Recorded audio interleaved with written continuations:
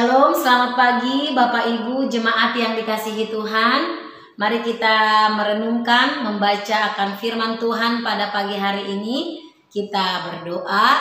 Kami sangat bersyukur kepadamu ya Tuhan, untuk nafas hidup yang masih Tuhan percayakan hingga saat ini. Terima kasih untuk kasih dan setiamu yang terus memimpin, menyertai akan kehidupan kami. Sebelum kami melakukan berbagai hal di sepanjang hari ini, kami mau membaca dan merenungkan firman-Mu. Tuhan Yesus, tolong kami. Amin. Ya, Bapak Ibu, saudara-saudara yang dikasihi Tuhan, firman Tuhan yang kita renungkan pada pagi hari ini terambil dari kitab Ayub, pasalnya yang ke-11, ayat 1 hingga ayatnya yang ke-20. Namun saya hanya akan membaca ayat yang ke-7 saja. Demikian firman Tuhan. Dapatkah engkau memahami hakikat Allah, menyelami batas-batas kekuasaan yang maha kuasa? Ya Bapak Ibu, saudara-saudara yang dikasihi Tuhan, seringkali di dalam kita berelasi dengan sesama, ketika sesama kita, entah itu kerabat, saudara, atau siapapun itu, mengalami yang namanya musibah atau kesulitan di dalam hidupnya, seringkali atau ada kalanya kita bisa dengan mudah mengatakan, dengan mudah menilai bahwa dia mengalami musibah atau dia mengalami penderitaan itu karena dosanya, gitu ya. Atau misalnya ketika teman kita mengalami musibah kemalingan, gitu ya, kita bisa dengan buru-buru berkata, wah dia kemalingan tuh, habis orangnya pelit sih. Jadi kita terlalu terburu-buru menilai, menyimpulkan, bahkan cenderung langsung menyudutkan orang itu dengan mengatakan itu karena kesalahannya, itu karena dosa yang dia lakukan. Bapak Ibu, saudara-saudara yang dikasihi Tuhan, Zofar adalah salah satu sahabat daripada Ayub. Kita tahu di dalam peristiwa Ayub, gitu ya. Ayub itu seorang yang sangat mengasihi Tuhan. Dia seorang yang sangat taat kepada Tuhan. Bahkan Tuhan memuji bagaimana Ayub itu orang yang sangat saleh di zamannya, ya. Namun di dalam perjalanan iman yang Tuhan izinkan, ya, Ayub mengalami penderitaan dan pergumulan yang sangat hebat. Kehilangan harta bendanya, kehilangan anak-anak yang dia kasihi, ya. Nah, di dalam bagian ini Zofar sebagai salah seorang sahabat Ayub datang, gitu ya. Dan Zofar ini secara terburu-buru menyimpulkan bahwa penderitaan musibah yang dihadapi oleh Ayub itu karena kesalahannya sendiri.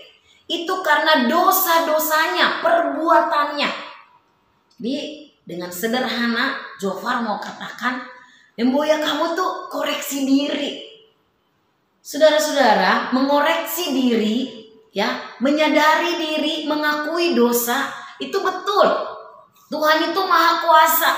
Dia tahu segala apa yang kita perbuat. Betul apa yang dikatakan Zofar itu, gitu ya. Namun di dalam konteks ini, ya, pertanyaannya adalah apakah penderitaan Ayub itu karena dosanya? Kan bukan, ya. Namun Tuhan mengizinkan penderitaan, musibah dalam hidup Ayub supaya Ayub mengerti bagaimana Tuhan itu berkuasa dan bagaimana Ayub akan melihat kebesaran Tuhan itu sungguh nyata di dalam kehidupannya. Jadi di dalam bagian ini kita melihat Zofar terlalu terburu-buru menyimpulkan bahwa penderitaan, musibah yang dihadapi Ayub karena dosanya. Dan apa yang bisa kita pelajari dari bagian ini, saudara-saudara yang dikasihi Tuhan? Yang pertama adalah mari ketika kita melihat, mendapati saudara seiman kita sedang mengalami musibah, mari kita sebagai seorang saudara harusnya yang kita tunjukkan adalah empati, simpati, ya. Jangan langsung buru-buru. Mari kita mendampingi saudara kita supaya dia tetap kuat menghadapi penderitaan. Seperti misalnya di dalam bagian ini, harusnya yang dilakukan oleh Zofar adalah dia mendampingi Ayu. Dia menguatkan, bukan langsung menghakimi. Yang kedua adalah mari kita ketika ada saudara kita yang sedang mengalami penderitaan, kita terus mendukung, mendoakan supaya dia tetap bertumbuh di dalam setiap penderitaan yang dihadapi. Dia melihat bahwa ada tangan Tuhan yang mengasihi akan kehidupannya. Biarlah kiranya firman Tuhan ini boleh mengingatkan kita supaya kita boleh terus hidup dengan takut akan Tuhan. Dan seperti di dalam ayat 7 yang tadi kita baca, bahwa kita tidak memahami akan Allah, kemahakuasaan Allah yang begitu besar itu, sehingga kita harus tetap rendah hati di hadapan Tuhan, terus memohon hikmat supaya kita mengerti akan setiap apapun yang terjadi bahwa ada maksud Tuhan di dalamnya. Kiranya firman Tuhan ini boleh memberkati setiap kita berdoa. Terima kasih ya Tuhan untuk firman yang kami baca dan renungkan pada pagi hari ini.